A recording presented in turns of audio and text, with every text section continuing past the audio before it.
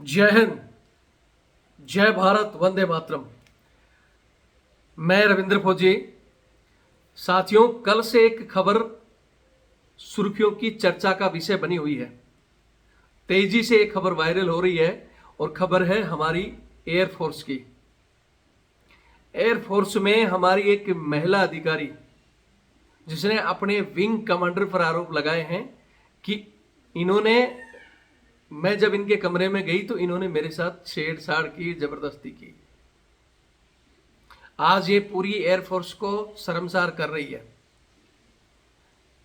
जम्मू कश्मीर में तैनात ये जब महिला अपने अधिकारी के पास जाती हैं तो इनके साथ वो जबरदस्ती करता है।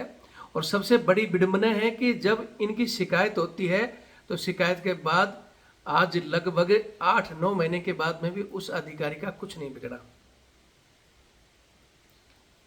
इस घटना का मैं पूरी तरह कैसे घटना घटी और फिर जब जम्मू कश्मीर पुलिस में जाकर इस महिला अफसर ने शिकायत दर्ज की तब ये कल सुर्खियों का विषय बनी है। यानी एक लेडीज अफसर को जो कि फ्लाइट लेफ्टिनेंट है उसको जाकर पुलिस में बताना पड़ रहा है और पुलिस में बताने के बाद में कल ये सारी की सारी न्यूज में और पूरा उसमें हड़कंप मच गया और एयरफोर्स ने कहा है कि हम जांच कर रहे हैं। तो आगे मैं इस घटना का पूरा विवरण दे रहा हूं। सबसे पहले तो मैं हमारे साथियों को कहना चाहता हूं कि ऐसा ही सेम केस मैंने कल भी डाला था कि हमारे सेना की एक मेजर साहब की पत्नी जिन्होंने कहा कि हमारे सीओ साहब, हमारी रेजिमेंट के सीओ साहब नाइट को पार्टी करते हैं, लाइट ऑफ के नाम पर वो हमें जबरदस्ती तो मुंह में डाल डाल कर शराब पिलाते हैं और फिर बाकी अधिकारियों को और अपनी वाइफ को और भेज देते हैं और जो उन्हें पसंद आती है उन महिलाओं को रखते हैं, फिर उनके साथ गलत तरीके से टच करते हैं। और इन चीज की शिकायत उस महिला ने भी सेम कल के वीडियो में मैंने पूरा बताया कि पहले ब्रिगेड कमांडर की मैडम को, फिर डिव कमांडर की मैडम को, फिर कोर कमांडर की मैडम को जब वर्बली सुनवाई नहीं हुई तो लिखित में उन्होंने ब्रिगेड कमांडर, डिव कमांडर और 2 कोर कमांडर को भी दिया। लेकिन वो खबर भी आज लगभग साल भर होगी, वो हमारा सीओ अभी भी अपनी रेजिमेंट की कमांड कर रहा है। कुछ भी नहीं हुआ, ये कहकर दबा दिया गया कि सेना की बदनामी हो जाएगी, छोड़ दो इसको। तो बहुत से साथियों के इन दोनों मैटरों पर, अब ये तो मैं आज डाल ही रहा हूं, कल वाले मैटर पर कुछ हमारे साथी कमेंट्स कर रहे थे, खासकर हमारी ओआरस रैंक जवान और जैसों के रैंक के। तो कुछ एक कमेंट थे कि सर आपको पता है ये तो चलता रहता है, आप इन अफसरों का क्या दिखा रहे हो, फलाना ढिकड़ा, अपने तो ओआरस रैंक की बात करो, ये है फलाना। तो मैंने हालांकि ये भी बताया था कि वो मेजर साहब की वाइफ ने मुझे ये भी बताया कि इसकी नज़र जवान जैसों की फैमिली पर भी है और ये उन्हें भी क्वार्टर खाली कराने के नाम पर या हस्बैंड को टीटी भेजना इधर उधर ऐसा परेशान करता है या एसीआर के नाम पर उन पर भी मुझे बुरी नजर रखता है और उनको भी ऑफर करता है होटल में बुलाने का। लेकिन वही है हमारे सर, ऐसा होगा तो ओआरएस रैंक के कर देगी फलाना। फौज में ये चीजें जो चल रही हैं उसका एक सबसे बड़ा कारण तो क्या है, कुछ हमारे घटिया लोग आज भी फौज की बदनामी मत करो, फौज अपने लेवल पर इंक्वायरी करेगी।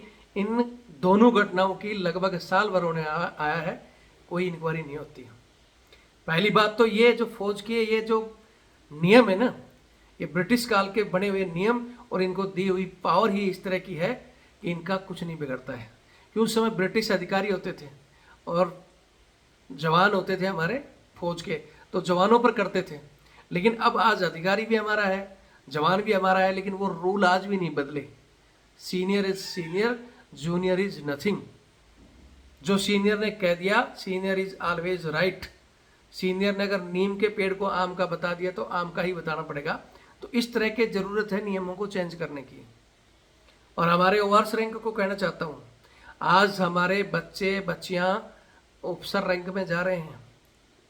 क्या आप चाहते हो कि हमारी बच्चियां भी वहां जाए और उनके साथ इस तरह की हरकत हो और फिर आप रहो कि रविंद्र सर आप अब इस मुद्दे को उठाओ?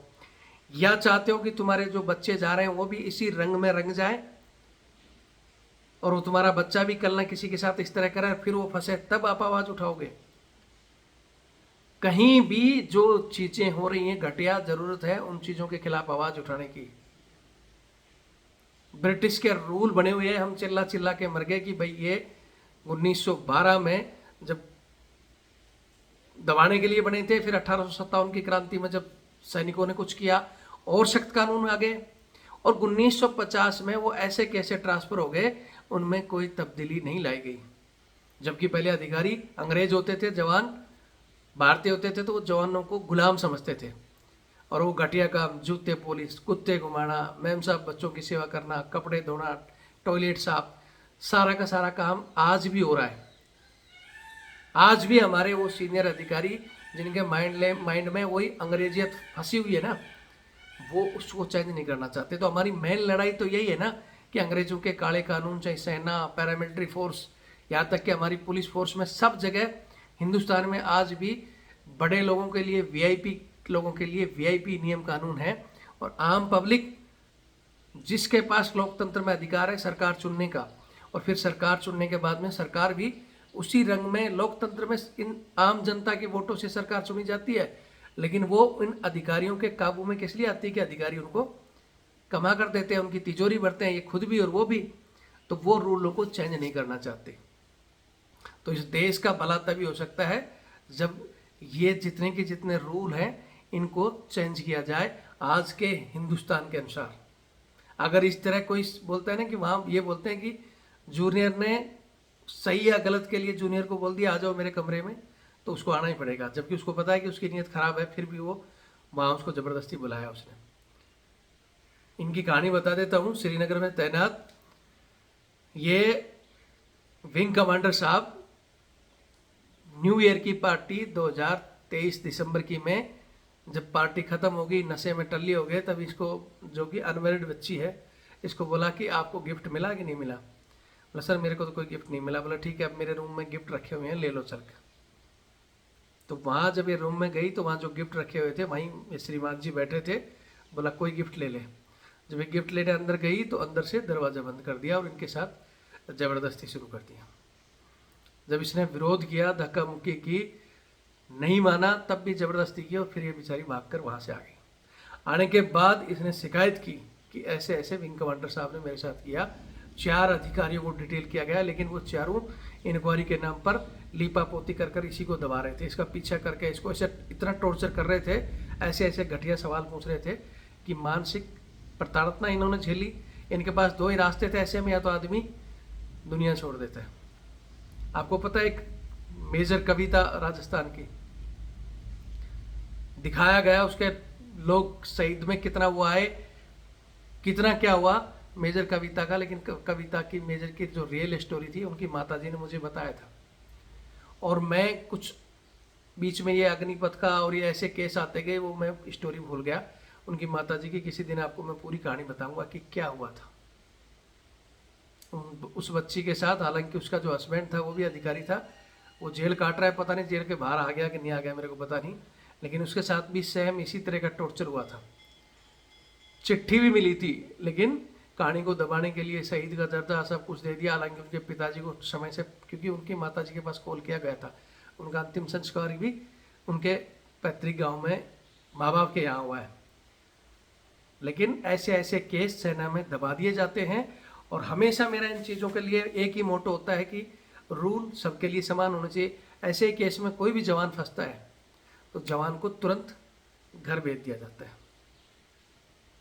जबकि ये लोग ज़बरदस्ती करके, यहाँ तक कि इनके ऊपर रेप का भी आरोप है, तब भी ये कमांड कर रहे हैं। विंग कमांडर, जैसे हमारे सीओ बोलते हैं कमांडिंग ऑफिसर, इनके होता है विंग कमांडर, सेम रैंक होती है।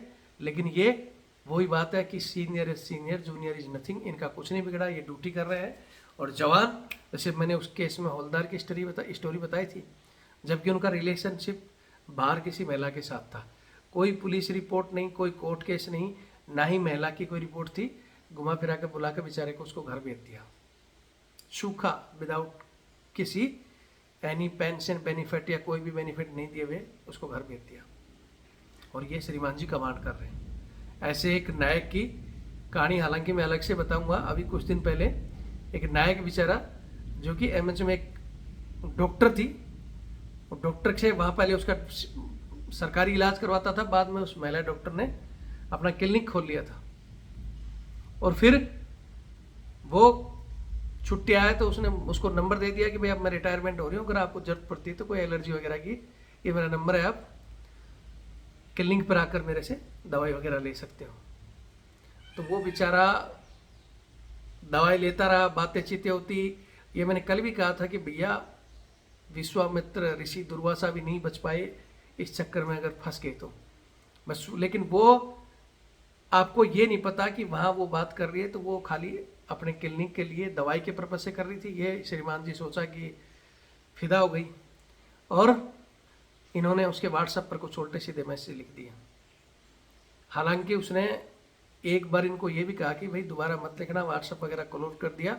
और फिर इन्होंने उनकी सोशल साइट पर जाकर कोई ऐसे भद्दे कमेंट्स कर दिए और सुबह हालांकि उससे माफ़ी भी मांगी थी, उन्होंने माफ़ भी कर दिया था। लेकिन एक और उनका कोई साथी था जिसने वो कमेंट्स देख लिए थे, मेजर जनरल साहब, फिर उसने उसको फोर्स किया कि इमीडिएट इसकी शिकायत करो।